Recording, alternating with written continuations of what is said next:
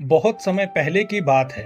एक छोटे से गांव में एक लड़का रहता था जिसका नाम अर्जुन था। अर्जुन को आम बहुत पसंद थे, लेकिन उसके घर के पास कोई आम का पेड़ नहीं था। गांव के सभी लोग हर साल जंगल में लगे आम के पेड़ों से आम तोड़ते थे। अर्जुन को भी आम खाने का बड़ा मन करता था, लेकिन जंगल दूर था और वह वहां अकेले जाने से डरता था। एक दिन अर्जुन की दादी ने उसे एक पुरानी कहानी सुनाई।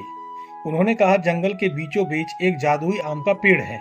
उस पेड़ के आम खाने वाला कभी बीमार नहीं होता और वह बुद्धिमान भी हो जाता है। अर्जुन ने यह सुना और उसकी आंखों में चमक आ गई।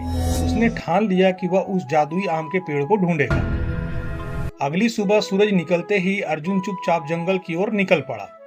चलते चलते वह घने जंगल में पहुंच गया, जहां रास्ते में कई तरह के जानवर थे, लेकिन अर्जुन ने डर को अपने ऊपर हावी होने नहीं दिया। थोड़ी देर बाद उसे एक बहुत बड़ा हरा भरा पेड़ दिखाई दिया, जो बाकी पेड़ों से बिल्कुल अलग था। पेड़ की शाखाओं पर सुनहरे रंग के चमकते हुए आम लटक रहे थे। अर्जुन समझ गया कि यह वही जादुई आम का पेड़ है, लेकिन जैसे ही वह आम तोड़ने के लिए पेड़ के पास गया, पेड़ के नीचे एक बूढ़े बाबा प्रकट हो गए। बाबा ने कहा, यह आम हर किसी के लिए नहीं है। अगर तुम इसे चाहते हो तो तुम्हें एक परीक्षा देनी होगी। अर्जुन ने हिम्मत से कहा, मैं परीक्षा देने के लिए तैयार हूँ। बाबा मुस्कुराए और बोले, इस जंगल में एक गुफा है जिसमें एक खतरनाक दानव रहता है। वह हर किसी को डराकर भगा देता है। अगर तुम उससे बिना डरे वापस आ सके तो तुम इस पेड़ के आम को खा सकते हो। अर्जुन ने अपनी हिम्मत जुटाई और गुफा की ओर चल पड़ा। गुफा के पास पहुंचते ही उसने दानव की जोरदार आवाज सुनाई दी, लेकिन अर्जुन ने हार नहीं मानी। वह गुफा के अंदर गया और देखा कि दानव बहुत बड़ा था, लेकिन वह बहुत उदास दिख रहा था। अर्जुन ने दानव से पूछा, तुम इतने उदास क्यों हो? दानव ने बताया, मैं यहाँ अकेला हूँ और मुझसे कोई दोस्ती नहीं करता, इसलिए मैं सबको डराकर भगा देता हूँ।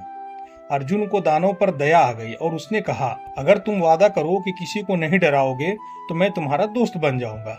दानव बहुत खुश हो गया और उसने वादा किया कि वह अब किसी को नहीं डराएगा। अर्जुन के वापस पेड़ के पास जाकर बाबा को सब कुछ बताया। बाबा बहुत खुश हुए और बोले, तुमने अपने साहस और दयालुता से परीक्षा की पास कर ली है। अब तुम जितना चाहे उतने आम ले सकते हो। अर्जुन ने कुछ आम तोड़े और घर लौट आया।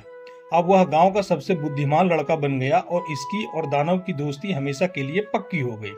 इस तरह अर्जुन ने अपनी बुद्धिमानी और दयालुता से आम नहीं पाया, बल्कि एक सच्चा दोस्त भी बनाया।